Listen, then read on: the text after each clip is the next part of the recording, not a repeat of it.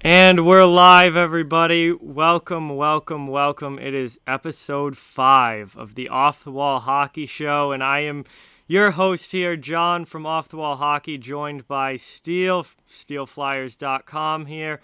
And we have a really big show coming up for you here today as the NHL season rolls along, and we're really, really excited about this one. We got some big news as well.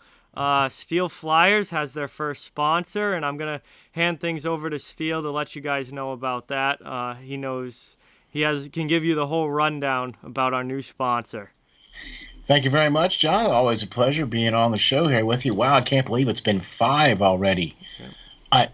Where has the time gone? I mean, wow, 5 shows already. As you mentioned, we are sporting a new sponsor here, cccresorts.com. They are a one-stop shop for all of your pet needs. They handle grooming. They have 2 pools, an outdoor pool and an indoor pool.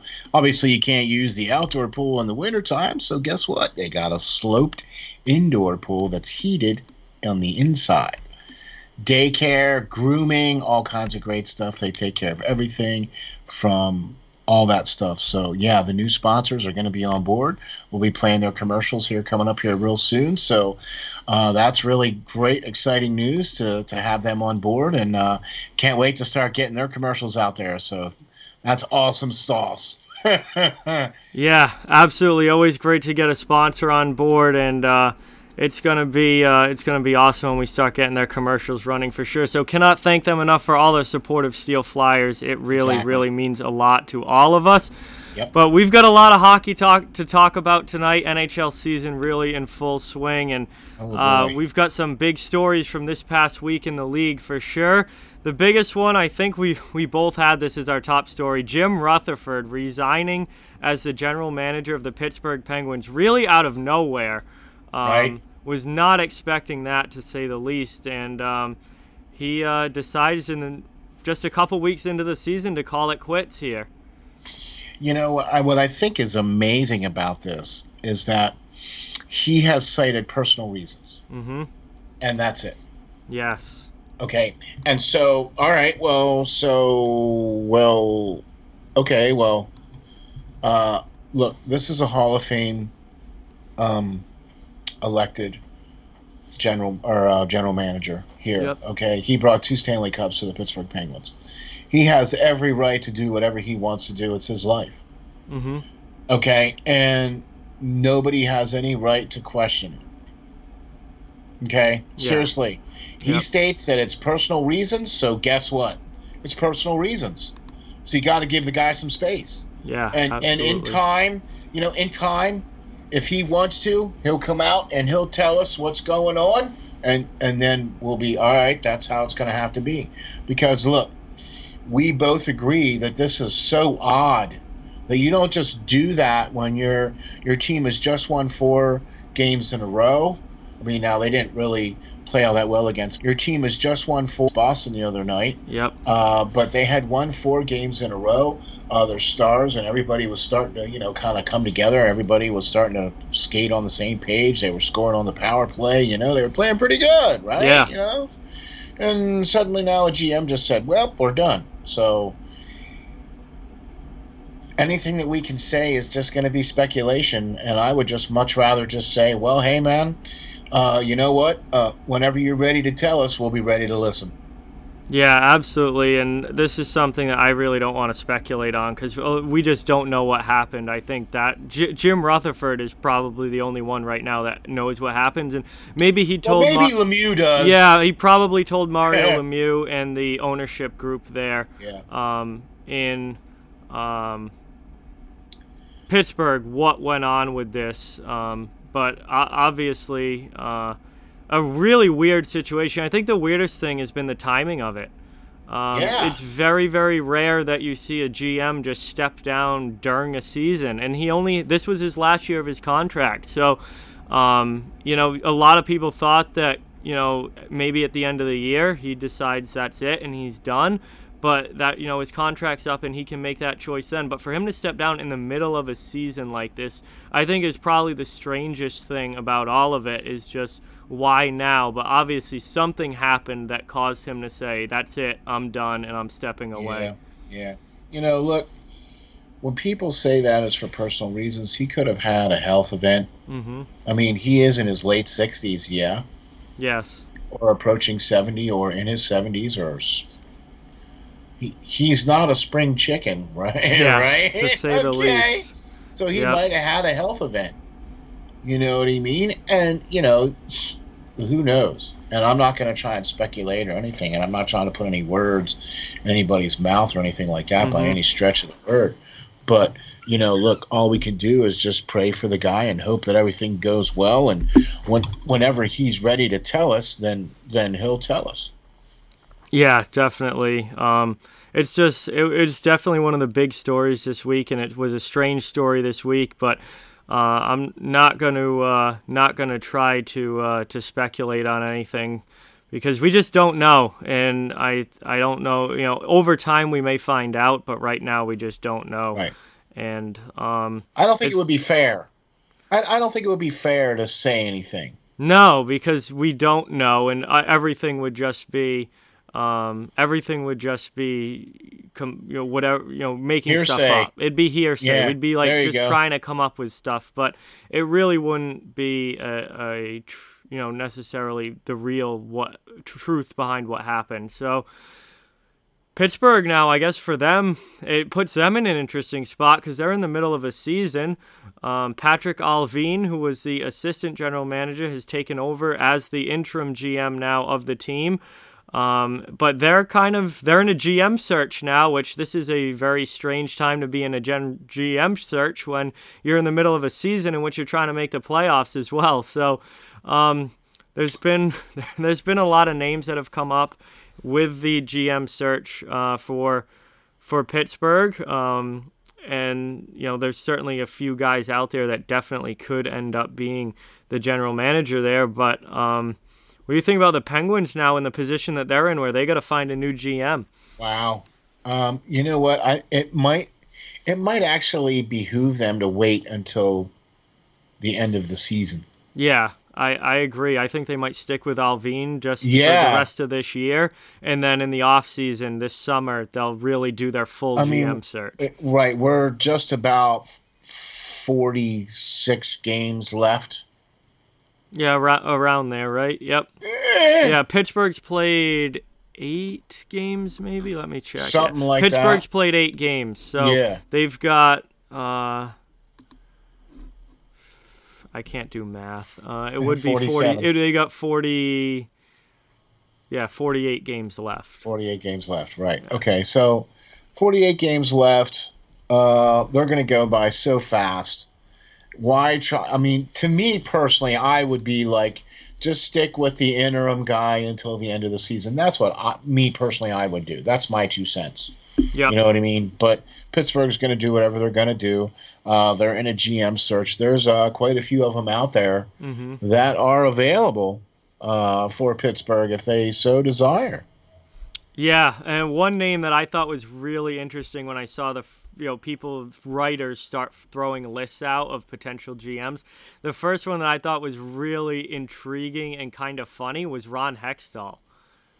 He Imagine would be a good fit there, though. You it know what I would. mean? No, I mean Hextall's a very draft first. I think Hextall would be a good GM to go through what Pittsburgh is going to have to go through in the next few years with their Yep. aging, with their core aging out, and then they're going to need to get some draft picks. They're going to need to kind of go through a rebuild. I think Hextall would be, he's so focused on the draft and so focused on building a core, Analytics. analytics, and building a core through drafting well, which Yeah. he did with the Flyers, and the Flyers their patience ran out because you weren't seeing the fruits of it yet. But he drafted a lot of good players for Philadelphia that turned into core pieces to that team, are going Exactly. to in the future. And I Yep. think he could do the same thing with Pittsburgh. But it would be really weird to me to see Ron Hextall, a Philadelphia Flyers legend, go and rebuild the Pittsburgh Penguins, the arch Okay. Well. rivals. All right. All right. All right. I got you. I got you. But our Stanley Cup winning coach, uh, Ciarrelli, right? his son was the general manager for Pittsburgh he was the one that Yeah, drafted that is true. Crosby. That is true. Right? Okay, and he put what, 2 cups out there? Right? Just him with Yeah, that Crosby and all that, right? And or no, he put a cup he out there won. because Yeah, they went in Rutherford 2008 put but 2 out lost. there. Yeah, Yeah, yeah, yeah. he won the 2009 Cup. He was the GM. Right, Yes, right, right. it's just interesting, like the storyline behind that, like a Flyers legend going to be the general manager of the Penguins, and like take if Hextall could take this team and rebuild it and put it into back into Stanley Cup level territory, that would be a really interesting storyline for sure. Look what he did with LA. He was the assistant general manager there for 7 years. Okay? Mm-hmm. And in that period of time, they put 2 cups up. And they did everything through the draft, and they did everything from within. Right? Yep. Quick, Doughty, gosh, I can't think of his name. Kopitar. Yep. They're all draft picks, right? They're all homegrown talent. Now, yeah, they went out and got Richards, and they went out and got Carter, and a couple other people. But for the most part, their core is all drafted guys. Yeah. Okay. Yep. And you look at exactly what he did in Philadelphia. Okay. Now, yeah, the patience kind of wore thin in Philadelphia, but the fact that look what he did. He really stocked the cupboards there with the farm team and just prospects up the freaking wazoo and draft picks up the freaking wazoo. I mean, every year that Ron Hextall was GM of the Flyers, they had 7 or 8 picks every year. Yeah, he was big on drafting and drafting well and trying to build a team through the draft rather than going out and making, all these big time trades and free agent signings, which we see the free agent signings backfire a lot around the league. So I think the whole draft to win thing, I think, is a good approach to take in a lot of ways. And with the direction that Pittsburgh's heading in, where they're going to be a rebuilding team in the near future, I think Hextall would actually fit there quite well and would be a good guy to go through. That would be freaking scary. That have him try and rebuild that team. I think that would be a good option. Wow. Gosh. I can tell you who they shouldn't hire though, and that's Peter Ciarrelli, whose name has also been thrown out there after. Oh yeah. He locked the Bruins into some pretty awful contracts, and then went ahead and did the same thing with the Edmonton Oilers. So, Ciarrelli is definitely a guy I would avoid if I'm the Pittsburgh Penguins. And Hextall's a guy I think could potentially work out there. There's some other decent ones as well. I imagine his phone is at least ringing. Yeah. Okay. I imagine that Mr. Lemieux is calling up Ron and going, hey Ron, you know what you did there on that other side of the state? Want to come build a prospect pool like that here? Hey, come on back to Pennsylvania. Yeah, I can just see that phone call. But I like that idea that actually has, there's actually there's a lot of meat to that. Mm-hmm. You know what I mean? Because there's a lot of ties there. Just Pennsylvania for one. Yeah, that was the name that jumped off the page to me when I saw the list of the guys that the writers were talking about for this Penguins job. I saw Ron Hextall and I went, wow, that would be really interesting. Very intriguing. Yeah. And you know what? Gosh, I like that idea. I do too. I think. As much as I'm a Flyers fan through and through. Yeah. But that is just the one. That's just the move that makes the most sense. Almost like when Laviolette went to the Capitals. Mm-hmm. Right. I thought that was a really, really good move for Washington.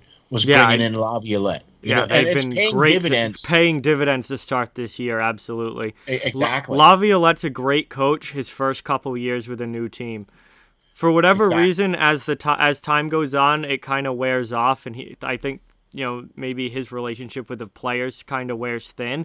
Yeah. But the first 2 years that Peter Laviolette, the first 2 to 3 years that Laviolette's a coach with a new team, he gets a ton out of those teams. He's gone to the Cup finals with almost every team he won the Cup with Carolina. He went to the finals in 2010 with Philadelphia. He went to the finals with Nashville in 2017. So that's every team. Now he's back. Now he's in Washington, and Washington comes firing out of the gates. We're going to be talking about them soon. They haven't lost in regulation yet. The first couple years that Peter Laviolette's your coach, they tend to get a huge return in those first couple of years where he has a lot of effect in that locker room. Exactly. But I think it's because of the system that he puts in place. Mm-hmm. Okay. And if you look at the talent that the Caps have. Yep. Okay. That is such a perfect system for the talent that they have on the Capitals team right now, and with the goaltending that they have. The Laviolette system. Yep. You know what I mean? Where it's that forechecking pinch, mm-hmm. right? And then you have your D men come in and pinch as well. Yep. You know, if needed, and then you also have everybody sag back to the goaltender on the return, right? Okay, but they have the size and the team to do that system. Yeah, absolutely. And that was a system that worked very well in Nashville when he went there as well. And it got Nashville to the finals in 2017. And in a lot of ways, this Capitals team kind of does remind me of that Nashville team, just with more high-end talent than what Nashville had. Yeah. They have like a similar makeup, the way that they play. They're physical. There's a lot of grinders in that lineup. They're a hard team to play against. Then when you look at Washington, they've got Ovechkin, and they've got Backstrom, and they've got Kuznetsov, and they've got Karlsson on the back end, which Nashville had Roman Josi, which is pretty comparable there. Josi was a Norris Trophy guy. Okay, but you can't go, oh, well, Nashville had somebody that played like Ovechkin. No, they didn't. No, not at all. The forward talent in Washington is much higher than what he had in Nashville. Yeah. And, he took that Nashville team to the Cup finals. So I don't think there's any reason why he can't do the same thing with the Washington Capitals in these first couple, this year or next year. Exactly. I think he's on for 2-3 years or something like that, contract or whatever it is, I think. Yeah. Or maybe it's for 5 years. I love how we segue. Yeah, we might as well go right into the undefeated teams here. Because that's our second. I mean, that was your second top. Well, no, yours is. We have them a little bit out of order. See, I don't put them really in any order. Those are just my three stories. Those are my three stories. So we'll go right into the undefeated teams here. Yeah, we can. There's 4 left. There's 4 teams left that have not lost in regulation yet. So they're not really undefeated. They haven't lost in regulation yet. They've gotten at least a point in every game that they've played. Washington, Montreal, Dallas, and Florida. Now, obviously, Dallas and Florida, the situation's different because they've played significantly less games. Dallas had a COVID outbreak to start the season. Florida, they haven't had any issues themselves, but the teams that they were supposed to play against forced games to be postponed. So Florida and Dallas both haven't lost in regulation yet, but they haven't played as many games. Washington and Montreal, they've played, 7-8 games now, and they still haven't lost in regulation yet. These two teams are looking good. I agree. Oh, my gosh, man. I'm just blown away by what Montreal has been able to do, especially against teams in the North. Mm-hmm. And exactly with what we were talking about with the Capitals, I think, and even with the protocols that had to happen with Washington, with Ovechkin being out and Kuznetsov being out and all of those guys being out for 4 games. Well, they still managed to do pretty good in those 4 games. Yeah, that's been the wildest thing for me, is that Washington has not skipped a beat with 4 major... It's not like they lost some depth guys. 4 major players out of the lineup. I mean, a 50-goal scorer. Yeah, Ovechkin, Kuznetsov, Orlov, who's a top 4 D-man. And their goalie. Samsonov, who is supposed to be their starting goaltender. Vanacek's come in and played very well. Played really well, yep.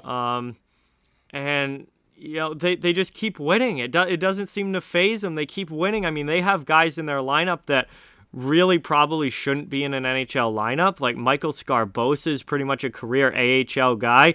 Daniel Carr hadn't played in the NHL in a while, and he gets the call up. Yep. Daniel Sprong's in their lineup. Like there are guys here. That are seriously organizational depth guys. And Washington's just not missing a beat, and they just keep on rolling. They haven't lost in regulation yet. Point in every game. But see, that goes back to the coach. Because even though Laviolette's putting in AHLers and tweeners to fill in the gaps, for those couple of games there that his big guns are out. Yep. You know what I mean? Okay, well, he has the privilege of knowing that those guys are going to be back. Yeah. And he knows that they're only going to be gone for 4 games. You know what I mean? And they'll be back. Yep. And after that, everything's good. So even if he splits the games that they're out, he's still doing good. Yeah, and it doesn't look like they're splitting the games that they're out. But you understand what I mean? Oh yeah, absolutely. They're like they weren't expected to continue to do this at this level, but they have. Right. That's what I was trying to get to. Yeah. Yeah. But, it would be like, well, if they split those games, you can understand. Oh, hey, they were able to split the game. But no, they've been doing really well. I've been really surprised by them. What do you think about them Habs? Montreal has just been unbelievable this season. I love watching that team and looking at those highlights every night. Like, they are scoring a ton of goals. Their offense is phenomenal. Carey Price's numbers aren't that great to start the season. They haven't been getting – he's been better the last couple games, but they weren't getting top-notch goaltending, but they were just scoring so much. Yeah. And it's like that team's put a ton of pucks in the net. Toffoli, I mean, talk about a perfect fit. Tyler Toffoli is lighting it up in his first season now with the Canadiens. Yeah. In fact, he was one of our stars last week. Yeah, last week he was one of our stars of the week. Yeah, man. The guy's been unreal. Agreed. I have to agree with you on that 100%. Really thought that Montreal was going to have problems coming out of the gates. Yeah, that was a lot of our big questions with them was the chemistry going to be there without a preseason and with a limited training camp? Apparently, we were wrong. Yeah, it hasn't been a problem at all. They've started the season on fire, and they are just rolling right along. Like we weren't even talking about the fact that they've had a lot of turnover, a lot of players in and out, new players, new lines, new combinations, and stuff like that. A shortened training camp, no preseason, and then you come out of the gates and you play teams like the likes of Winnipeg and Toronto. And and you take them down. Yep. With you're just skating by. I mean, you're just blowing doors off. Yeah. You know what I mean? And that to me has been the thing with this whole Montreal team. Look, we saw it last year in the playoffs against the Flyers. Mm-hmm. They played the Flyers very, very. In fact, I think they outplayed the Flyers. Yeah, I do too. They played better in that series. It came down to they got outgoaled or outscored on or whatever. Where the Flyers just no, they didn't. No, they didn't. The Flyers did not outscore them in any of those games. They just got lucky and won the games when they needed to win the games. Yep.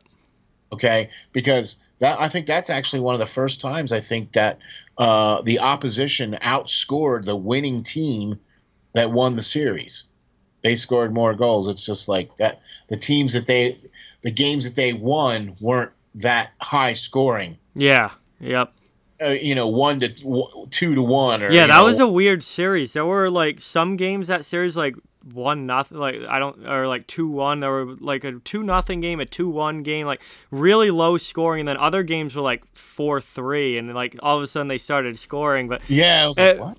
In that series, Montreal outplayed Philadelphia for much of that series, but Philly was able to get those big goals that they needed that were able to at the right time. At the right time to win that series. But I mean, it started definitely in the playoffs last year for the Canadiens, and then the offseason that they had, bring in Toffoli. Edmondson has been awesome.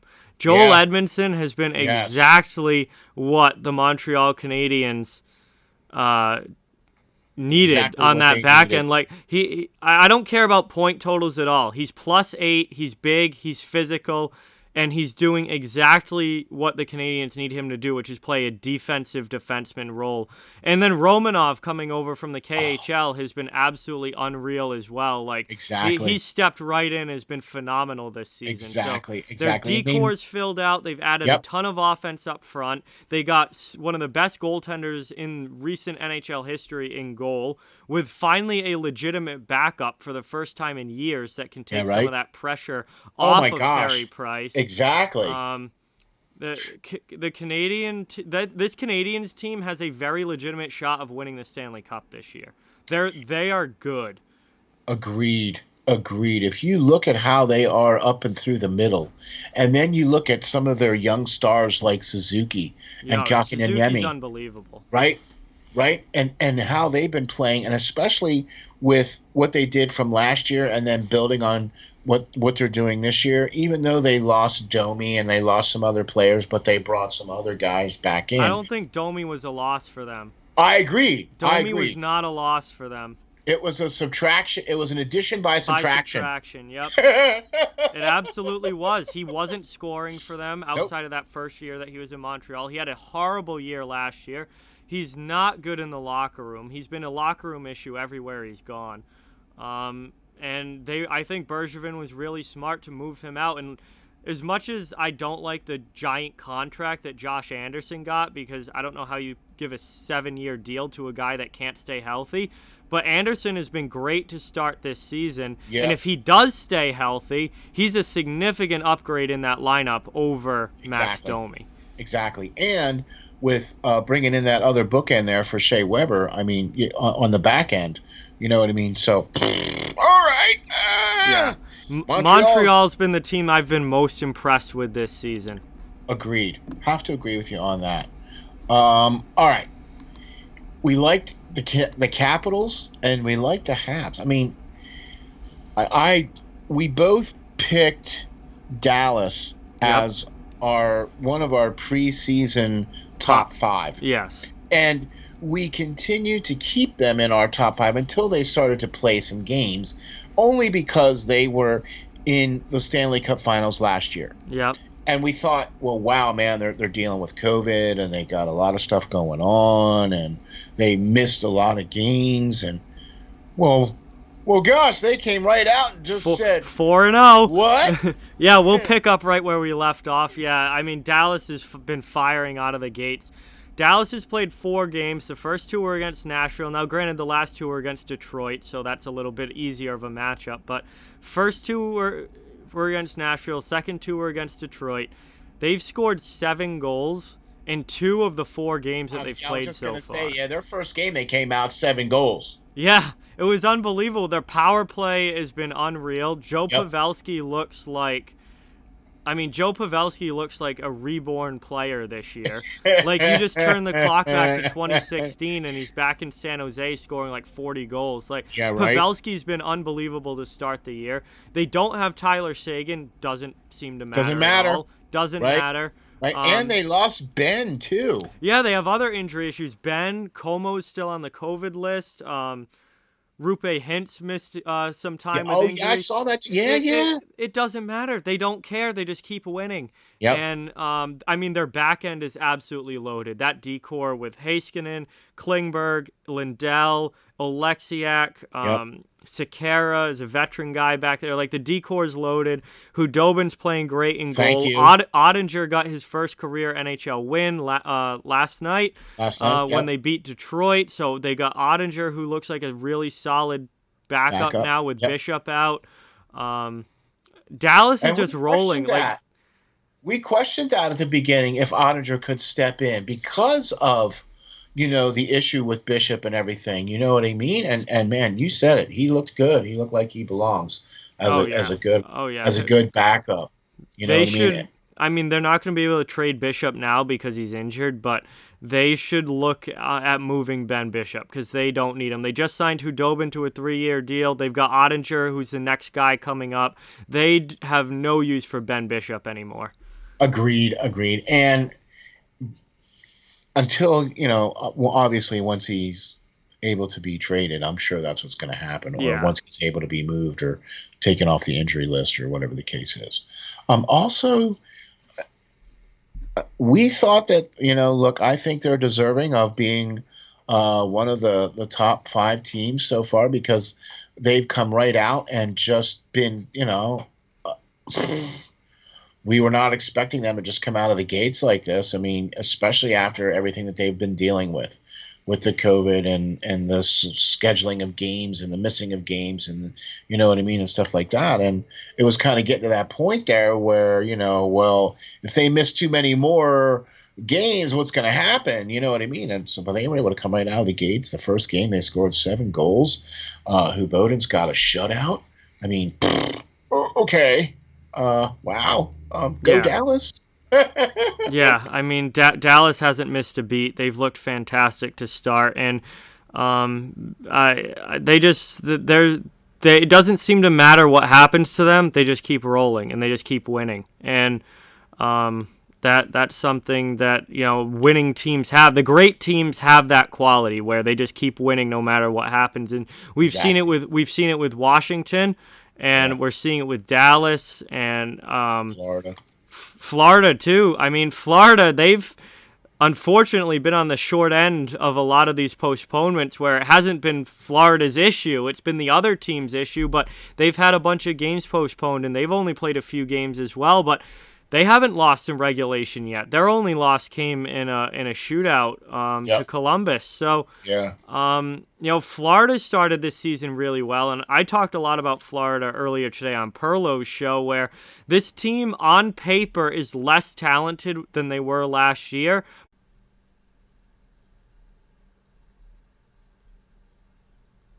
Yeah, I don't know. It did this during my stream last night too, where it's the internet. It's Comcast. Are you trying to get us back up or no? Yeah, I'm trying.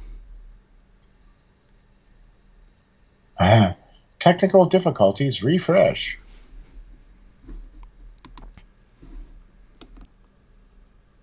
Is it back up? Sure looks like it. It looks like it. Hey everybody, I think we're back. Yeah, it looks like it's back now. Yep, it was doing this. It was doing this all last night too. I don't know what the issue is. Okay. But we're. And now it's going back. Yeah, we back. We back. Sorry about that.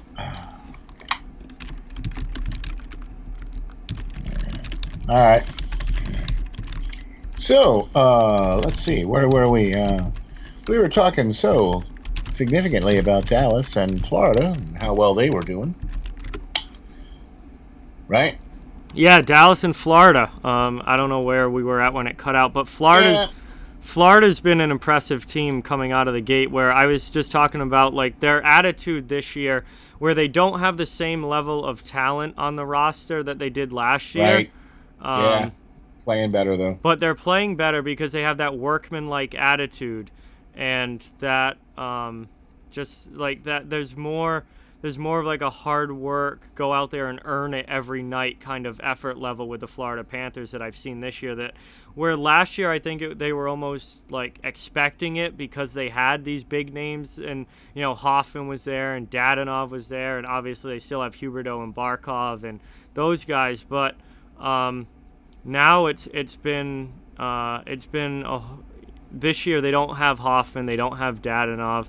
They got more, they added Carter Verhaeghe from Tampa Bay, who's kind of a guy just trying to fight his way into the NHL. They added Radko Gudas to the back end as like a defensive stabilizer. And obviously, they're getting what they need out of their big guys as well. But overall, I just think their attitude this year has been a lot better, and while the talent on paper isn't necessarily the same. I think they're playing better this year than they did at any point last season.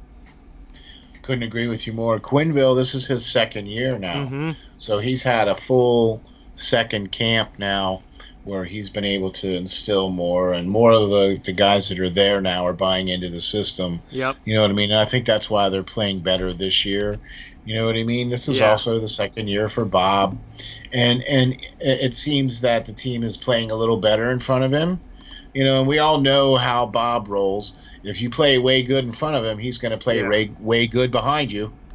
Yep. Right? Yeah, you know, so, gosh, if he continues to be a Vezina-type winning goalie and they keep doing what they're doing, they could potentially be a dangerous team down the road. Yeah, and they were a team that I didn't have making the playoffs this year. Me either. I did not have Florida in a playoff spot in my predictions, but the way that they're playing right now, I feel like they could push for it, and they could maybe snag that 4th spot in the Central. Nashville hasn't looked great. They've been very bad to start. Columbus. That's a technical term, yeah. Yeah, Columbus now with the whole Dubois situation behind them is starting to pick it up and starting to get better, and I still think Columbus has a good shot for that 4th spot. But, I mean, Florida's going to be right there if they keep playing the way that they are now. They're going to be in contention there. Yeah, I'm with you on your technical term. I feel the same way about Columbus, too. I feel like they've only played about... Yeah, they haven't played great, but they've finally got the whole soap opera done behind them. Okay, all right. I'm with you. But that might be their ticket, though, because of the Central not being one of the strongest divisions out there, potentially, for that 4th spot. You know what I mean? So, yeah, if Florida keeps it up, they could potentially be there. But I'm just going to say this. There's a lot of hockey left. You know what I mean? And there's a long way to go. Absolutely. Long way to go. Especially for them. They've only played 3 games. So they've got, I'll take that. Yeah. Yeah. All right. So now our next big story is something that has affected is starting to affect a lot more teams now. Yes. Where we're going division by division, I think, is how this is going to end up working. There you go. That's a good way to put it. Yeah. When we originally talked, Dallas had a COVID issue. They were the first ones with a big issue. Right. And then it was, Carolina? Carolina got it. And then Washington. Well, Washington's issue was separate, so I'm going to separate that because that was a whole protocol, ignoring the protocol things. It was the Central Division to start that was having the issues, and it started with Dallas. Carolina had their issues. It ended up affecting all the other teams because of game postponements and stuff. So it ended up affecting Tampa, Florida. Who else hasn't played a lot there? I know Tampa and Florida, the big ones. Nashville had a game moved. So Nashville had a couple of games moved. Yeah, so it ended up affecting the rest of those teams in the Central. Now the Central, I mean, Carolina just took 3 guys off the list today. They played last night. They're back.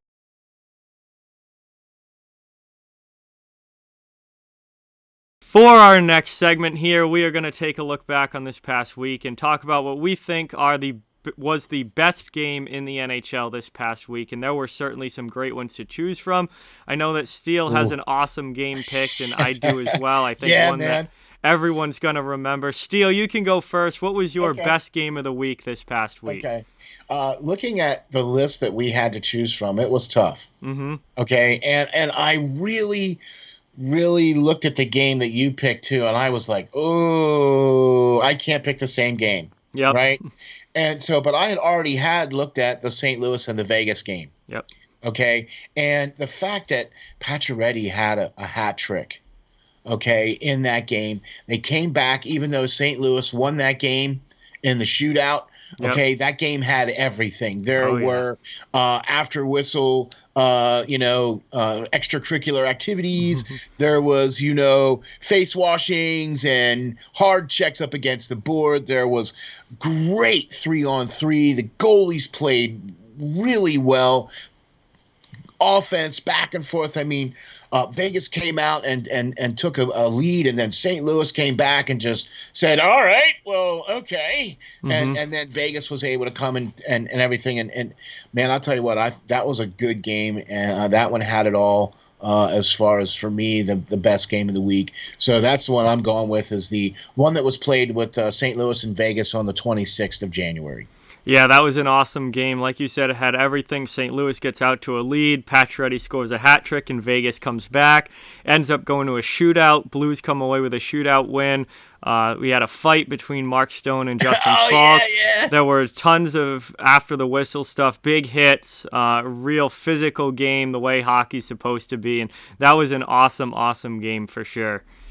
I'll say that was that. The cool thing is that, with my NHL subscription, and I was able to watch that whole game. You know what I mean? And it was just like, man, I couldn't believe just how it just kept getting more physical and more physical and more physical, and was like, wow, all right, these refs better grab a hold of things here. You know what I mean? Yeah. So John, tell me, what was your game? Yeah, mine was Edmonton versus Winnipeg on January 24th. This was a wild game. It came down to a buzzer beater at the end, and you don't see that in hockey too often. It's more of a basketball thing. But Leon Draisaitl scores with 0.7 seconds left in the game to give Edmonton a 4-3 win, and a win that they desperately needed, because those have been hard to come by for the Oilers to start this season. Awesome game. It looked like, Edmonton was in control early, then Winnipeg came back in the third period, and it looked like Winnipeg was going to win. They took a lead. Then Kyler Yamamoto tied things up, and everyone thought we were going to overtime. And then less than a second left, Draisaitl scores and wins the game for the Oilers. So what an end to that game. What a third period, and just an absolutely phenomenal hockey game between those two teams. Exactly. That's why, I mean, it was so hard picking between the St. Louis Vegas game and this game, because Edmonton really needed this game, and actually so did Winnipeg. Yep. Because Winnipeg has been playing a lot of games in a very short amount of time. Okay, and they haven't been, they played their stretch of games, and they were 4-5. Okay, all things considered, there for what they play, 10 games or 9 games in the stretch of 11 days or something crazy like that, or something, and they were 4-5. Okay, that's pretty respectable, all things considered. Not very many days off in between. All right, you know what I mean. So they both needed this game. I agree. This was a great game there. Everybody thought that it was going to be, they were going to win, and nope. Yeah. Draisaitl said, no, I have other ideas on that. So I had a hard time picking between these two games. So, I like this game too.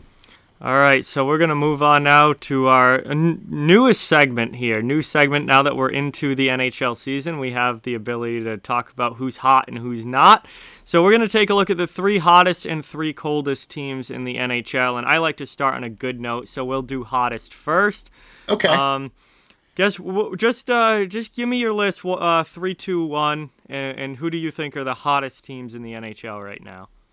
Well, I'm going to say that Dallas, you have to put Dallas on there, because we had them selected as a preseason top 5 in our power rankings.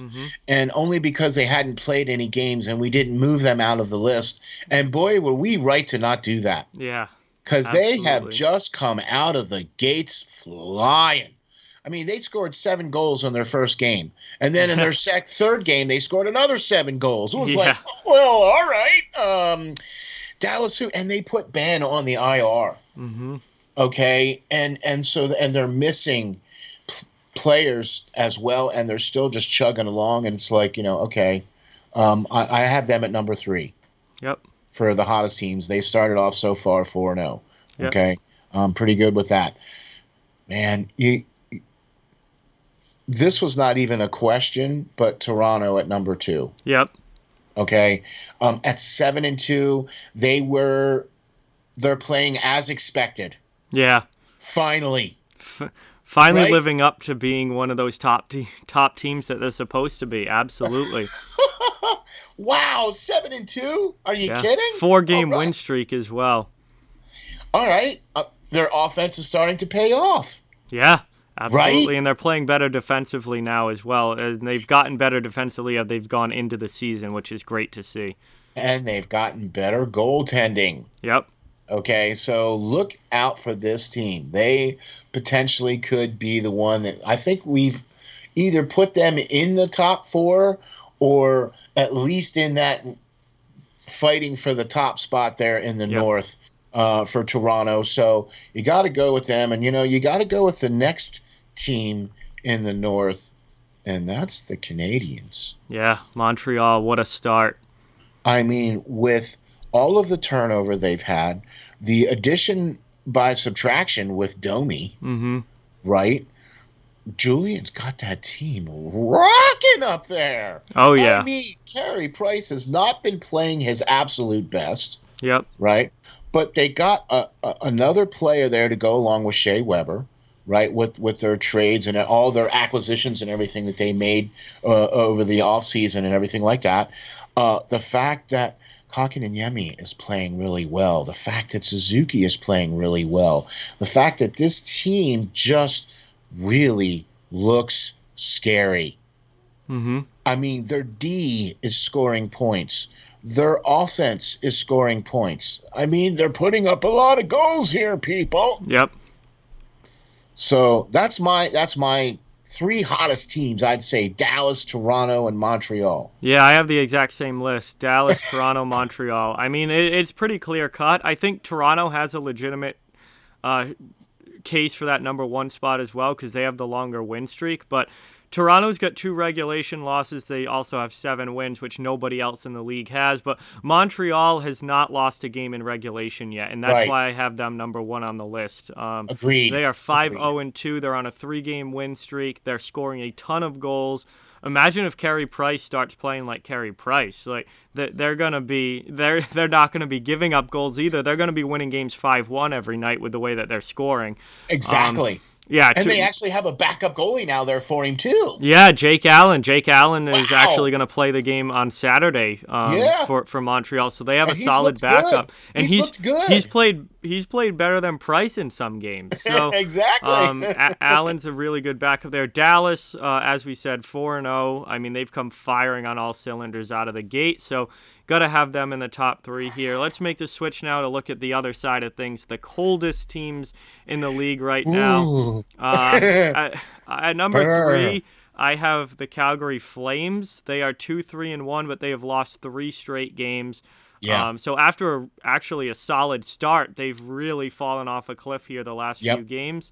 So they've had a little bit of a rough go of it here. Detroit at number 2. 2-5-1. They lost their last game in regulation as well.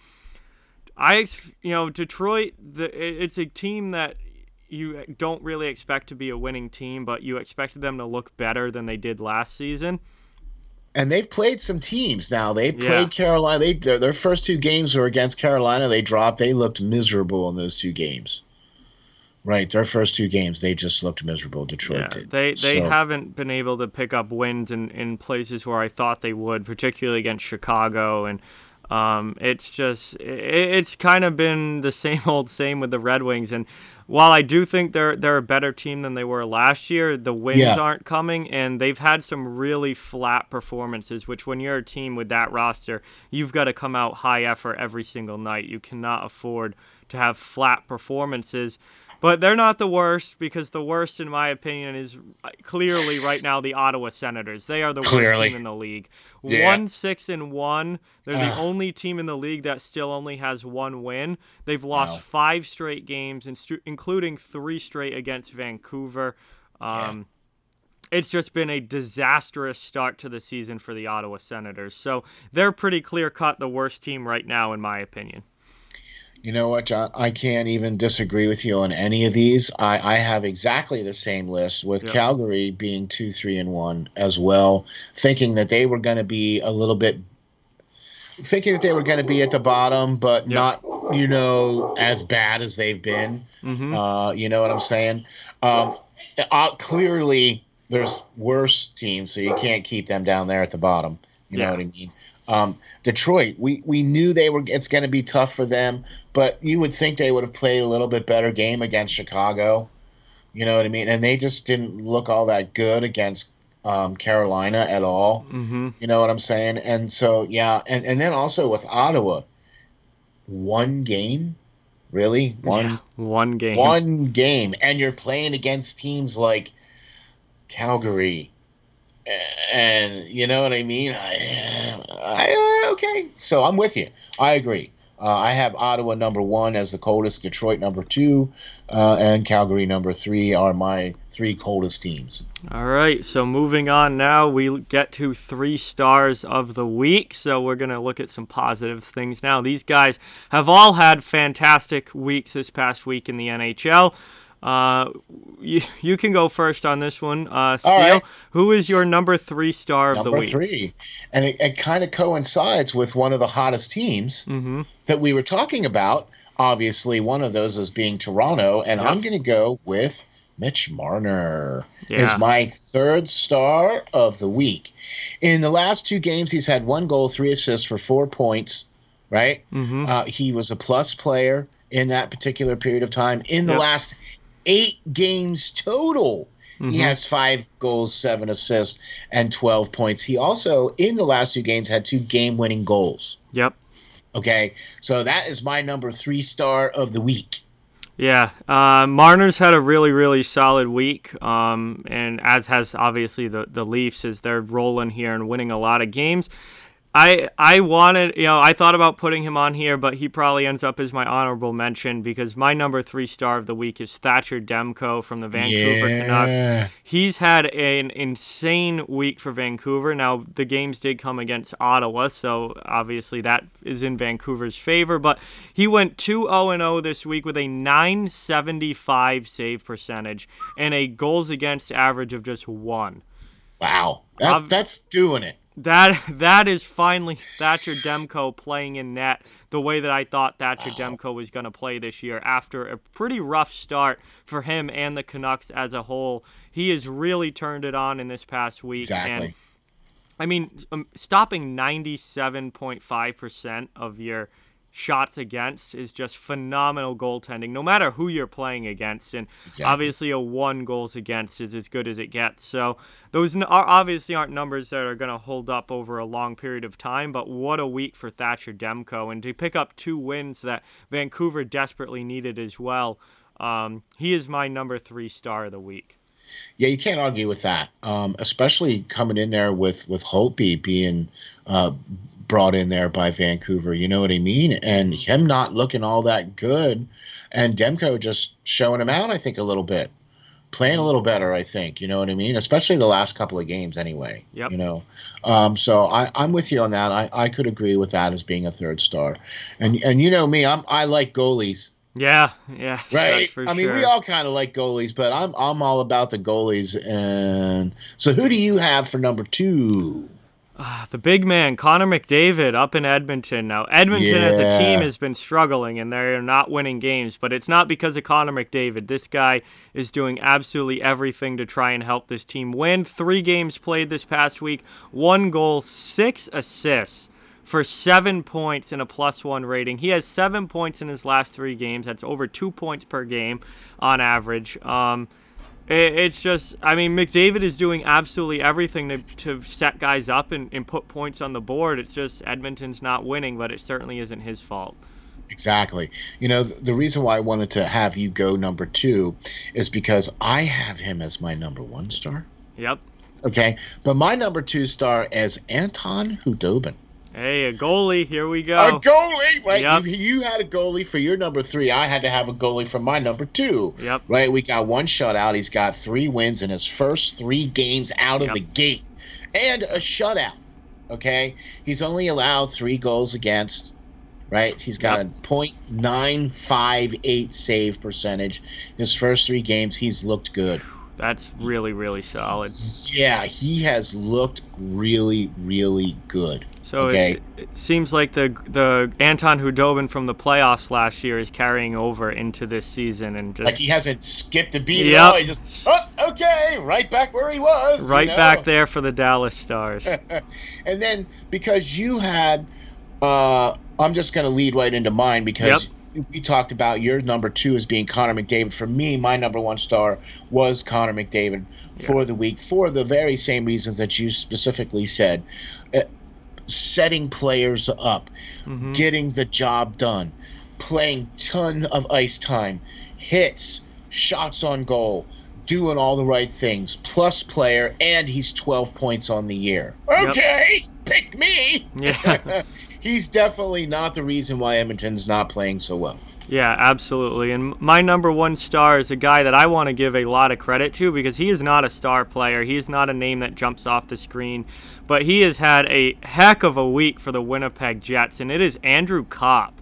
Kopp Ooh, is there you go. playing a top 6 role now with Patrick Laine traded, and Laine was out of the lineup before that, so Kopp has moved up onto the second line. And in this past week, Andrew Kopp played 3 games for the Winnipeg Jets. He scored 4 goals, 3 assists for 7 points, the same as Connor McDavid, in 3 games, just like Connor McDavid, and is +3 during the past week as well. Wow. So Andrew Kopp, who certainly is not a household name, has 7 points and 4 goals in the past 3 games for Winnipeg, and he is really on fire, lighting it up for them. So he is my number 1 star of the week this week. Do you know what's funny? I really like that player. I had a hard time. I would say he was probably going to be my honorable mention because I was having a hard time with that and Draisaitl. Yep. Okay, so that just goes to show you what kind of competition's going on in this league here with players. Because to look at what Draisaitl did, and then even look at what Pacioretty has done. I mean, a hat trick. Yeah, Patch has had a phenomenal week. And I didn't even like think about Patch's first star of the week because these other guys are playing so well too. Exactly.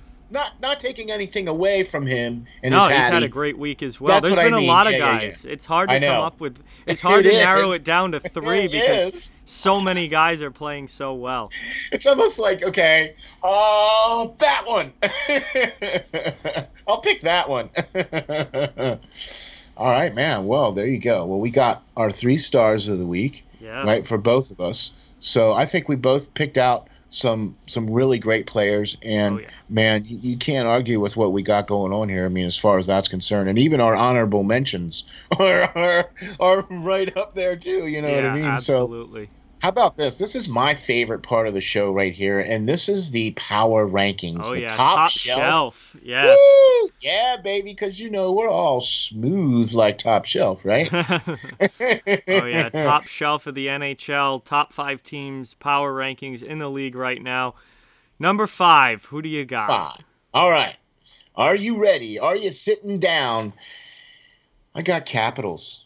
Washington, yes. Yep, Washington, 4-0-3. They were missing 4 of their biggest Russian players due to a COVID protocol and still was able to not lose a game in regulation. Yep.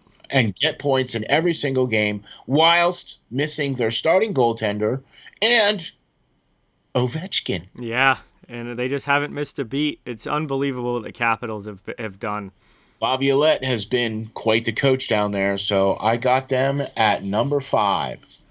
My number 5 team, the Vegas Golden Knights, 5-1-1 to start the season, leading the way in the West Division. They've been off to a fantastic start. Now, I don't know how many games they're going to play. They're not going to play games this week. It looks like because of their COVID issue. They've had their last game against St. Louis postponed, and now both games this week against San Jose have already been postponed. So Vegas probably drops off the list next week because they're not playing, but they have been playing so far up to this point, and 5-1-1 to start the year. I mean, it doesn't get a whole lot better than that, and they're leading the way out west. So I got Vegas at 5. They've been really strong to start. I'm with you on that, and I'll say that they're on my list too. So, all right. So your number 5 was Vegas. Who do you got for number 4?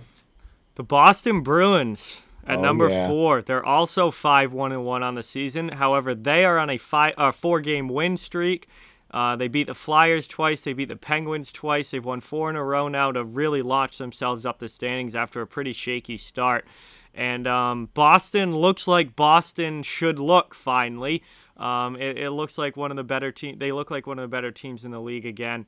And I've got Boston at number 4 because they are hot right now and really climbing the rankings here. And I think, hopefully they can keep it going for the Bruins fans' sake.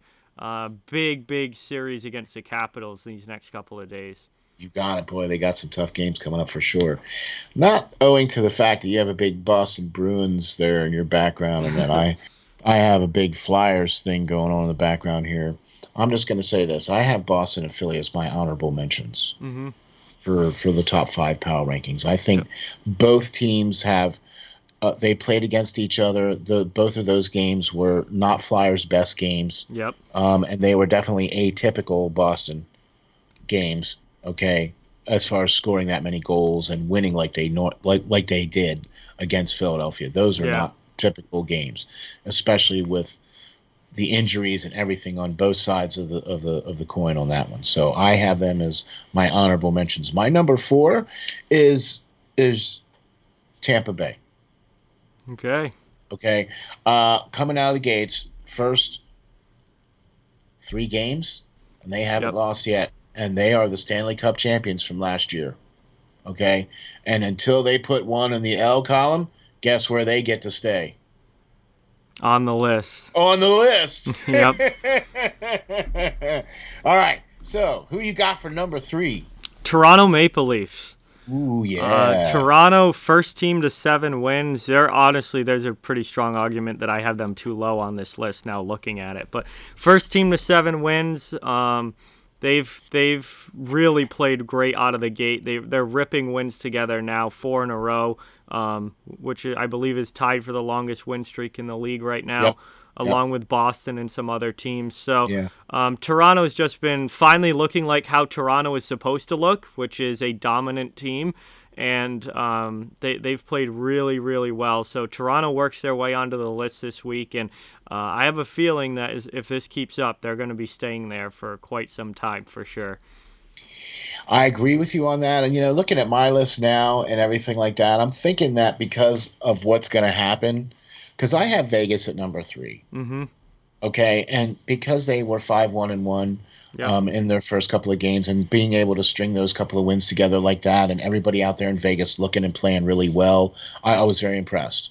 Okay, and so I had them at number 3. But now that some of their games have been canceled now, and they're not going to be playing, and I had a hard time between Vegas and Toronto, and I was like, oh gosh.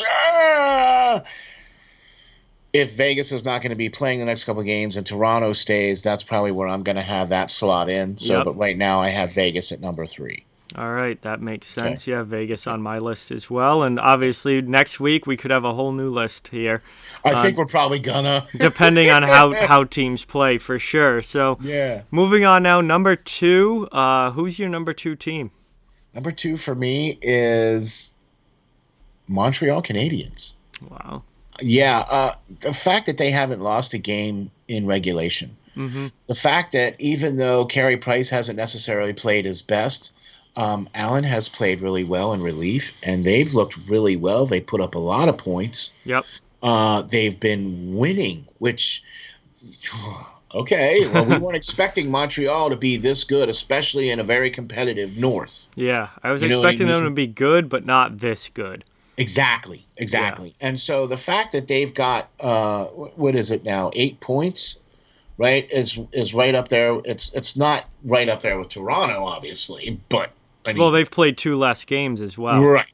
Okay, so but still though, to have only been played 2 less games and to have that many points, Oh yeah, that's yeah, more of a plus for Montreal because they've gotten to that point level in so many less games. exactly. Yeah. So that's who my number 2 team is. Now, who's your number 2 team? The Dallas Stars, 4-0-0, a big fat 0 in the loss column. Actually, both loss columns still a big fat 0, which I think there's a lot to be said for that. They're a truly undefeated team so far. Now, the other side of that is that they've only played 4 games because their season started later, but still, Dallas has come out absolutely firing. They've scored 7 goals in half of their games so far, which is insane. They dismantled the Red Wings in their last game. Yeah. They had a couple really nice wins over Nashville. Yeah. To start their season. So, to me, Dallas, I have at number 2 right now, and I'm really glad that I kept them in my top 5 even when they weren't playing, because they definitely look like a top 5 team in the league. I'm going to have to agree with you on that one for sure, man. So I have Montreal at number 2. You have Dallas at number 2. Yep. Who do you have at number 1? The Montreal Canadiens, your number 2 team. Your number 2 team, I have at number 1. Still haven't lost in regulation, 5-0-2, playing really well as of late. Like they started good, but now they've gotten better. Which is really incredible to see. They're scoring a ton of goals. Haven't played their best defensive hockey yet, but the last couple games they've gotten a lot better defensively. After that high-scoring series against Vancouver, they've tightened it up defensively the last few games, and they just to me I think look like the best team in the league. If I was picking right now one team that I needed to go out and win a game, I'd be throwing the Montreal Canadiens out on the ice. And with the way that they've been playing and still having that 0 in the regulation loss column, I've got them at number 1. Okay. We both agreed on the fact that our top 2 teams, because my number 1 team is Dallas. Dallas, yeah. Okay. And I'm glad also of keeping them on the list, because 4-0, how hard is it to come out of the gates after missing the first, how many weeks of the season did they miss? Couple weeks, and most of training camp too, and they had 17 players on the COVID list. And their first game out, they scored 7 goals. Yep, which was absolutely insane. They have Sagan is sitting on the bench on IR. Yep. They just put Ben on IR. Yep, Rupert right? Hintz missed the last game. Ben Bishop's not there, so it's Hudobin and Ottinger. Ottinger won his first career game the other night. They're just rolling. They're rolling right out of the gate. So even though they were the runner-up last year for the Stanley Cup, they haven't lost a single game. So that's why I have them number 1. Yep. For me. But I have a feeling, though, that we're going to see some changing of the guard here. Especially next week, because some very, very important games are coming up, aren't they? Oh, yeah. Some absolutely huge games are coming up for sure. We have some phenomenal games coming up this week. In fact, we have so many phenomenal games coming up this week that we're going to have to try to be as quick as we can on some of these, huh? Yeah, for sure. Don't want this episode going too long. We got Saturday night matchups, man. You ready? You want to pick our games for Saturday? Let's go. Let's go, man. Let's go. Perfect segue, right? We had our power rankings. Man, I love that part of the show because I just love talking about the teams and how well they're doing. You know what I mean? And I love seeing that top tier of teams. You know what I mean? It's always a really fun segment for sure. And this is always a lot of fun too, because we're keeping up our records over the course of this season as we pick games on Saturdays. Oh, we're not doing too good, man. I think we got back over 500 though. Yeah. We had that horrible week a couple Saturdays ago that really tanked our records, but we're back over 500 now after last week, and we certainly have a lot of games to choose or to pick here. So. You want to start off? Yeah, if we do well, our records could be significantly better if we do well. Definitely, this week. Because there's a lot of games, right? All right, we're going to start off. We're going to lightning round through this and just kind of make it quick so we don't take up too much time. But the first game, New Jersey versus Buffalo, I'm taking the Devils in that one. Okay. Even though they're on the road, I'm taking the Devils in that one. I like the way New Jersey's been playing, even without Mackenzie Blackwood. Wedgwood's trying to do his best in goal, and New Jersey's still fighting hard. Against a team like Buffalo, I think they can pull out a win. I'm going to go the opposite way on here on you on this one. Perfect. Yeah, because although I think New Jersey has been really played well out of the gates, they dropped those 2 tough games there to Philadelphia, and Buffalo's been picking it up. Yep. Okay, and they won their last couple games there. So I'm looking for Buffalo to continue the steam, especially over New Jersey, who's kind of limping a little bit right now. So that's what I'm going with is Buffalo on this one. Okay. All right. So next game's Toronto and Edmonton. This is a fun matchup, but I feel like picking it, there's a clear-cut favorite here. I don't even do we. I agree. Because you have one of the hottest teams in the league against one of the coldest teams in the league. Toronto. I mean, I'm just gonna say Leafs. Yep. All right, we don't even have to spend a lot of time on that one. Leafs are playing so much better right now. Agreed. Pittsburgh versus New York. A couple of teams that really could use a win, to say the least. Big time, especially Pitt's loss after there to the Bruins there the other night too. That was a tough loss for them, man. You know that kind of stung for them. You know what I mean? So, what do you think, John? What do you got? I'm going to take the Rangers. They have to be desperate. They're only 2-4-1 to start the year. They're playing at home against Pittsburgh. Pittsburgh's defense is in absolute shambles right now. They've got multiple guys out injured. Their defense isn't great when they're healthy. Never mind when you're missing top 4 guys. Rangers. And let's face it, Yari and Highsmith just Tristan Jarry's had a really tough year to start. So. And what's the backup's name? Casey DeSmith. Yeah. DeSmith. Yeah. Casey DeSmith. Yeah. Rangers. All right, we both got the Rangers in that one. All right. Okay, here you go. Ooh. Islanders and the Flyers. What you got? Philadelphia. Islanders are on a 3-game losing streak. Yep. They just blew their last game against the Capitals. They had a 3-0 lead after the first period, and they gave up 6 straight. I don't know what's going on with the Islanders right now, but Flyers have won 2 in a row. Give me the Flyers. I'm with you on that. I picked the Islanders to win this division, and because I felt that they were a step ahead of the Flyers, especially after last year, them beating the Flyers physically and all the way around in the playoffs. You know what I mean? And I just thought, but yeah, I definitely have to go with Philadelphia on this one after winning those 2 straight there against New Jersey, and some of the players coming in, that Prosser player coming in and scoring his first goal, and Ghost coming back and looking well. So yeah, I'm gonna have to go with Philly on that one too. All right, that brings us up to another really exciting matchup here, and I can't wait for this one. Do I even need to ask? Boston versus Washington.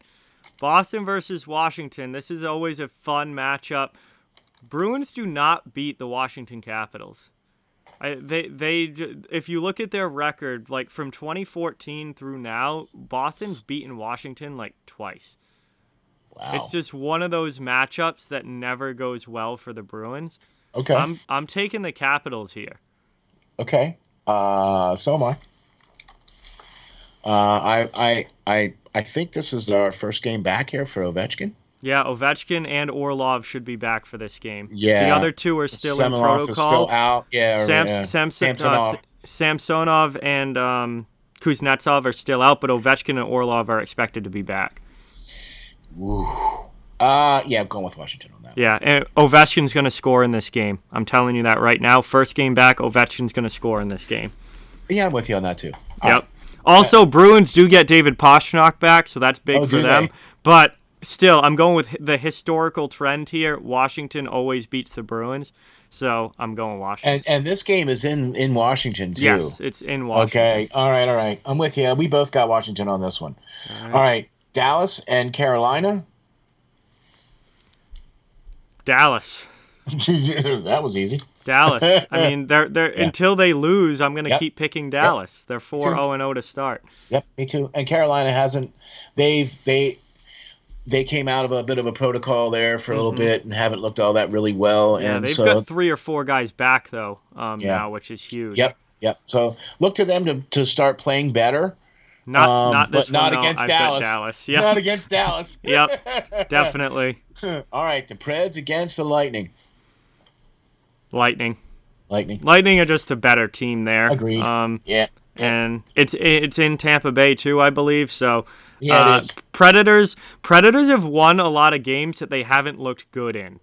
Like, particularly their last couple against Chicago, like, they haven't looked good, but they're still winning. You can't do that against the Tampa Bay Lightning. You can do that against the Blackhawks, but you can't do that against the Lightning. No, because the Lightning are too deep and have too much talent. You know what I mean? And their goalie is too good. And their top two lines are too good in Tampa Bay.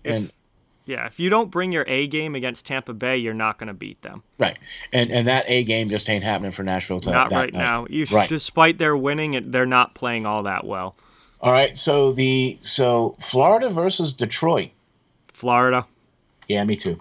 All right, that's easy. Yeah, I mean, Detroit is really struggling right now. Florida's actually played well out of the gate. They've looked good. Yeah, they won their first 3 games. 3-0-1. Yeah, they're 3-0-1. They haven't lost in regulation yet. So. And Bob has looked good, right? So is their defense. They've scored some goals and everything, you know. So Florida's looked pretty good. So yeah, I got them against not a team that's going to really be all that way there. Yeah, for sure. Okay. All right. Calgary versus Montreal. Montreal. This is another one just like that Leafs-Edmonton game where you've got a hot team versus a very cold team, and I'm going to ride the hot until they give me a reason not to. So give me the Montreal Canadiens in that one. Riding.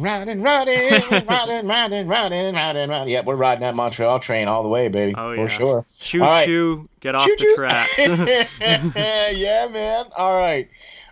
Colorado versus Minnesota, and I'm going to tell you something here, man. This is going to be one of those down and out games like that Vegas St. Louis game was. Mm-hmm. Yeah, both of these teams are 5-3 to start the year. And Minnesota's playing really well. They have 4 straight games against each other. Thank you. Okay, that's what I was just going to say. That's 4 straight huge. Games. I'm going to go with Minnesota on this one. Ooh, we got the upset pick. Let's go. Yeah, because although Colorado has played well, they haven't looked well. Yeah, they've won games, but they haven't looked like I expected the Avalanche to look like. Right, exactly. So that's why I'm going to go. Look, they're playing 4 games in a row, so there's going to look. I'm just going to say it right now. I think it's going to be 2-2. Okay. Yep. Okay. So, but this first game, I'm calling for Minnesota. All right, I'm going to say Minnesota will win at least one of these 4 games against Colorado, probably 2 of them. I think they're probably going to split as well, but it won't be this first one. I think Colorado wins the first one, and then Minnesota might come back and win the second one, I think. But I'm going to go Colorado for this Saturday matchup. All right, cool. Got you down for Colorado. All right, my man, here comes the next one. St. Louis versus Anaheim. St. Louis. Yeah. Anaheim's been a lot better than I expected to start this season. Like, they're very competitive, and they're staying in games, and they've won 3 games already, but I just think St. Louis is going to be too much. Keyword is staying competitive for Anaheim. Yeah. That's about all they've been able to muster. Yeah, they've won 3 games, but they haven't really played the best of competition. No, they're against Arizona. I picked to be last in the division, but they're playing better than I thought they would. They're not an easy win. Agreed. But I still think St. Louis is going to pull that one out. Yeah, I agree. I'm with you on that one. All right, here we go. This is the last matchup. Yep. Vancouver versus the Winnipeg Jets. And I also think that this is going to be one of those toss-up. Yeah, this is a do you got a coin handy? Yeah, this is a toss-up. Ooh, all right, I'm just going to say it. I'll throw it out there. I'll say that Vancouver. Okay. I think Vancouver needs this win. Look, both teams need this win. Yeah. But we all thought that Vancouver was going to be a little better this year than what they've shown. Yep. Especially in the North. Okay, and so I think that if Vancouver wants to dance with the big boys like Montreal and Toronto, they need to be winning games against Winnipeg. Yeah, absolutely. I'm going to go Vancouver as well for those reasons, certainly. And when Vancouver's won 3 in a row, granted they were all against Ottawa, but they've won 3 in a row. They've kind of got that momentum rolling. They feel better about themselves now after a really bad start. And again, this is a game, like you said, that they have to win. Like, they need to be beating teams like Winnipeg if they're going to climb in the standings and be a playoff team. So I think there's going to be a desperation level there with the Canucks, and they're going to take this game. Yeah, I'm with you on that. I'm with you on that for sure. So there you have it, folks. We got quite a few games here already selected. Yep. We agreed on most of them. We got a couple of different ones there. You picked New Jersey. I picked Buffalo. Yep. We both picked Washington over Philly or over Boston, and we both picked Philly over New York. And then we disagreed on the Colorado and the Minnesota. Yep. So, going to be interesting to see how this goes. This could definitely help to sway the season so far. We're both 10-9. So, yep. All right, we'll see how it goes. Definitely want some big wins this week or this Saturday for sure. You got it. All right, man. Are you ready to roll? Yeah, let's move on to games of the week. Our best games coming up this week. Now, obviously, it's more matchups of the week because they play multiple times, most of them. But games of the week this week, coming from starting Saturday through Thursday this week before we do next week's show on Friday. Number 5 game of the week. Who do you got? I went with. I started with 5 because it's the furthest out as far as when it's going to be played. Okay. So if maybe I did it the wrong way, you can let me know. No, that's fine. All right, I have that. Order doesn't really matter. These are just great games this week. Okay. I have that Minnesota-Colorado series. Mm-hmm. Okay, the last game of that series is going to be, I think, a game to watch because it's going to be. I think that's going to be the deciding game there. Yep. You know, where one of the team is either going to come out on top or it's going to be tie. Yeah. Right. So that's the 2nd of February. Right. So that's what, Tuesday. Right, Tuesday. Their last game's on Thursday, the 4th. Okay, 4th. All right. Yeah. But I think that the game on the 2nd, though, I think is going to be the game to watch for that for me. Okay. Yeah. Okay. Yeah, they play Saturday, Sunday, then Tuesday, Thursday. Tuesday, Thursday. Okay. But that third game, though, you know, it's always that rubber match game. You know, the first 2 games and then the third game. You know what I mean? So I like those rubber match games. That's why I picked this one instead of the 4th game. Okay. You know what I mean? So, yeah. So that's why I have that one at number 5 on the 2nd. So who do you have at number 5?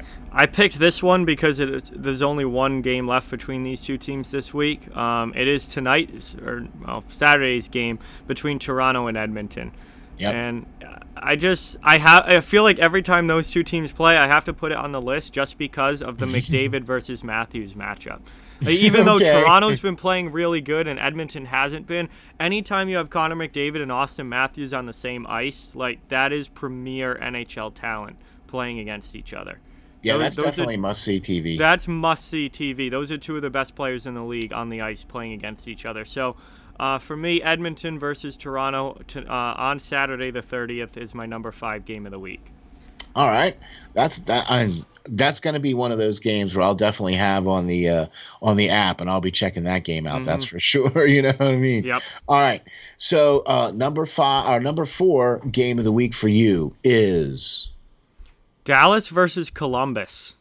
Ooh. They play on Tuesday and Thursday this coming week. This is a show me series for the Columbus Blue Jackets. Oh, agree. We've talked a lot about Dallas in this episode. They've come out of the gate firing. They're 4-0-0 to start the season. They've been playing great hockey. If Columbus wants to truly show themselves to be a playoff team and to put this whole drama with Dubois completely behind them and start a new chapter of this season for the Columbus Blue Jackets, playing well and picking up points against the Dallas Stars, who are undefeated to start the year, would be a huge, huge win for the Columbus Blue Jackets. So this is a massively important series in the Central Division. It's huge for Columbus to try and prove that they are a playoff-level team. And I think they're going to be low-scoring but phenomenal games to watch between 2 teams fighting hard for wins. That's going to be a tough series, I think, there for I think especially for Columbus, because I agree with you 100%. Columbus needs to show, and what a perfect opportunity for them to show out against the second place team from last year and a team that hasn't lost this year. Yep. And that would be a statement series for Columbus Absolutely. if they were to win one of those games. Yep. Right. So I'm with you on that. All right. I have the Buffalo versus the New York Islanders on Tuesday. Oh, okay. Okay. Yep. Buffalo's been playing better than expected. Yeah. And New York has not been yeah, playing that's to say the least. Especially as good as last expected. week was just a brutal week for the Islanders. So, Barry Trotz is known to be able to be a good motivator of his players, and I have a feeling that that's going to be a motivational type of situation going on there for that team. And I like that matchup. I think that's going to be a good matchup because Buffalo's been playing way better than what they've been playing before. Yeah, absolutely. It's good to see the Sabres playing somewhat well, even though they're not high in the division right now or anything, but they're playing well, and that's good to see from the Buffalo Sabres. All things considered, you know what I mean? They're playing well, better than what they have in the past, which has been a long last few years for Buffalo. And it seems to be maybe getting a little better. Yep, definitely seems to be getting a little bit better for sure. All right. So number 3 for me. Matchup is the game on Tuesday between the New Jersey Devils and the Pittsburgh Penguins. Ooh. Yeah. That's a big one for Pittsburgh. Big one for Pittsburgh. And I think it's big for New Jersey. Yeah. Because if New Jersey is able to beat Pittsburgh, then you have to think of New Jersey as being legit. Yeah. Okay. Absolutely, and maybe they can sneak higher in the standings than a lot of us thought entering the year. And we all know what's going on in Pittsburgh. Yep. Their GM is gone. Their defense is riddled with injuries. Not playing very well. Yep. We know that their goalie situation is not ideal. The best. Yep. Yeah, that's a good way to put it. Ideal. And New Jersey has been playing much better. They've been putting more points on the board. I mean, Hughes has been playing freaking lights out. Yeah. And Subban has been, playing 30 minutes a game. So, Okay. That's who I got for number 3. Who do you got for number 3? A series that you already mentioned, Colorado versus Minnesota. They play 4 times this week, which is huge, and it's a huge one in the West standings because both teams are 5-3, and Minnesota's playing better than I expected to start this year. Colorado not quite as dominant as I expected to start this year, so this is a huge series for both of these teams. Minnesota can prove that they are a legitimate threat in the West if they can come out of this series with 2 or 3 wins. Colorado has a chance to kind of stamp Minnesota back down to where they thought they were going to be if they win 3 of these games. Or sweep them or something like that. So Colorado really has a chance to launch themselves. Minnesota has a chance to prove that they belong up near the top of those standings if they are able to play well in this series. This is just a huge matchup between these two teams out in the West. I agree. I mean, I have them on my list too. So, all right. Number 2. And this one here is the near and dear to your heart. Because I have the Boston and the Washington series.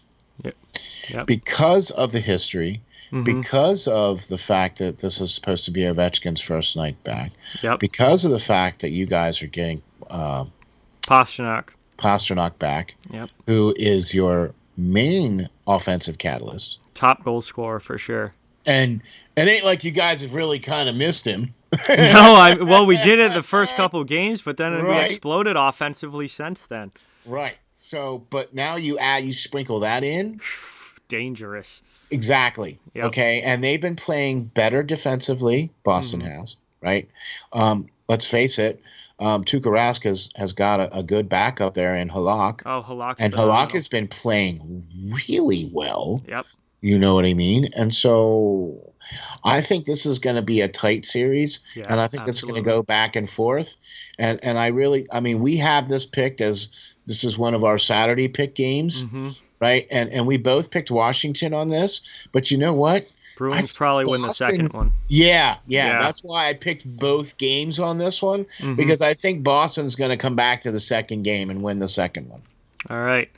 My number two series for this week, the New York Islanders versus the Philadelphia Flyers. They play on Saturday and Sunday, a weekend series in the East Yeah. Division between these two teams, and both of these teams desperately need these wins. The Islanders, as we talked about, really, really rough last week. They've lost 3 in a row, blew a 3-goal lead against Yeah. the Capitals on Thursday night, and really an uncharacteristic Islanders loss there. So they are going to be desperately fighting to get back into the win column. And for the Philadelphia Flyers, they had a rough go against the Bruins, but then they ended up winning both games against the Devils. So the Flyers have kind of gotten back on track. They want to keep that going so they can climb back up the standings and try and pass teams like Boston and Washington in the standings. Mm-hmm. So it's a huge series for both teams. I think particularly for the Islanders, who need to stop this losing streak right now. Yeah. So this is going to be huge for them. I expect it to be very close, very tight checking hockey. Probably not going to see a whole lot of goal scoring, but it's going to be like, I wouldn't be surprised if at least one, if not both games go to overtime. I think it's going to be a very, very close, tight games between these two. And it's going to be really exciting to watch because these two teams met in the playoffs last year. And anytime you revisit an old playoff rival, it usually leads to fun hockey as well when you had a playoff series the year before. So that's my number two for this week. Okay. Well, that only leaves number one, Yep. and I think I'm going to lead with number one because my number one was your number two. Yeah, Islanders and Flyers. Because of a lot of the same reasons. This is a rematch of the playoffs from last year. Yep. And let's face it, the Islanders utterly outplayed Philadelphia in that series. Mm-hmm. Okay. And I'm looking forward to this little mini series as a rematch from the playoffs, Yep. leaving a bad taste in the mouth of the Flyers. Yep. And with dropping those games there against Boston, I think that was a bit of the wake up call for Philly. Yep. Right. And they got Gostisbehere is back in the lineup now. Okay. They got Prosser, Nate Prosser has come into the lineup and made his presence felt first game back. They've done some shuffling around. Nolan Patrick has been, noticeable every single night. Mm-hmm. Oscar Lindblom has played really well. So, I mean, the defense is going to be one of those things that needs to come around for Philly. Yep. New York has not looked its best. They have not played their best, and it's been quite surprising because I have the New York Islanders as finishing top in the league or top in the division for the East. I have them winning the East, okay? Yep. Because I think that they are a year ahead of the where the Flyers want to be, where there's some of their younger team is coming in and playing better and everything like that. So, but I have to tell you, I really think that Mo is on the side of Philly. Yeah, absolutely. And I'm going to have to go with Philly pulling out both wins. Wow, that would be tough for the Islanders because that would put their losing streak to 5. Yeah, and the reason why I'm saying that, and look, I'm not trying to say that as a homer because I really think that the Islanders were the much better team last year, and I don't mind giving credit to where credit's due. Yep. But I think New York is kind of on a down slip right now, and Philly is on an uptick. And with some of the players coming back from Philly in the next couple of days here, you know what I mean, and getting more gelled and better timing with their players. Yep. Yeah. So. Okay. All right, who's your number one? My number one was your number two. Boston versus Philly. Boston versus Washington. I am really, really excited for this matchup. They play on Saturday and Monday. Every time the Bruins and Capitals play, no matter who wins or how the game goes, it's like really just a fun game to watch. It's must-see hockey. It's must-see hockey. It's extremely physical. These two teams absolutely, for teams that haven't met in the playoffs at all in recent history and normally aren't in the same division, these two teams absolutely hate each other. And it's always really physical, nasty hockey when they play against each other, which is great to watch. It's heavy, heavy hitting. And there's a lot of offensive firepower on both sides as well. Pasta's coming back for the Bruins. Ovechkin's back for Washington. So you get the two best goal scorers in the game back, one for each side. It's going to be really fun and exciting hockey to watch, and I cannot wait to see how those games go and which teams are able to pull out the win here. You know, it's kind of funny that the top two picks that we have for games of the week are the top four teams that we think are pretty much going to be in the East. Yep.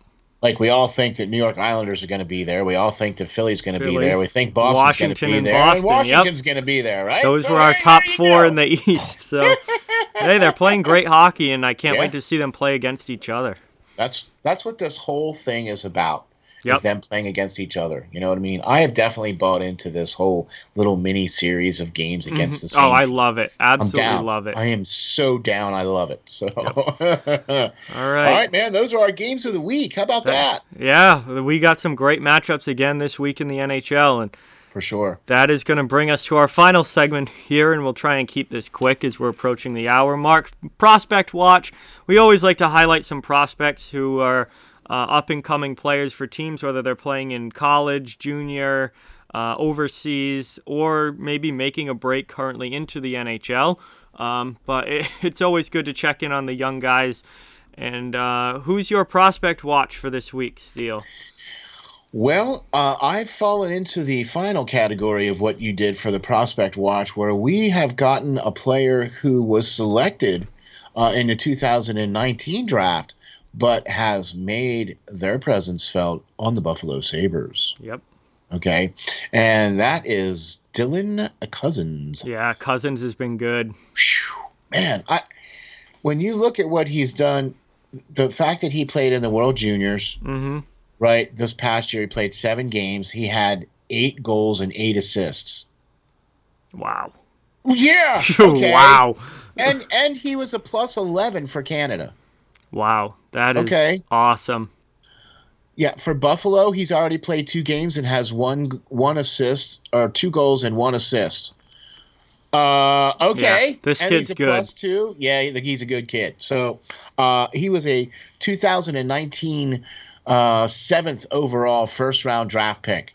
The fact that he's now in the league now, putting up about 14 to 16 minutes of ice time, chipping in. He's played 6 games, 2 goals, 1 assist for 3 points, and a plus 2 player. Hey, man, go Dylan. Yeah, he's been phenomenal without a doubt for Buffalo, and they haven't gotten what they wanted out of Casey Middlestat, who hasn't played well there. But Dylan Cozens now is coming up and looks like he's going to be the guy that they were expecting when they drafted him in 2019. It's funny that you did Cozens because my prospect watch was the player taken 1 selection before Dylan Cozens, 6th overall in the 2019 draft by the Detroit Red Wings. It's defenseman Moritz Seider, who is playing in the SHL over in Sweden, playing pro hockey. Against, in Sweden's top league. He did not go to the World Juniors this year. He chose not to. He wanted to stay in Sweden and stay in the SHL. 19 years old, and he has 24 points in 31 games as a defenseman playing against the top competition in Sweden. Yeah, 5 goals, men's league out there, buddy. 5 goals, 19 assists, and a plus 18 rating. So he not only is fantastic at the offensive end of the ice, but he's great in his defensive zone as well. Wow. He's a phenomenal 2-way defenseman already as a 19-year-old. He will be making the jump over to the Detroit Red Wings probably for next season.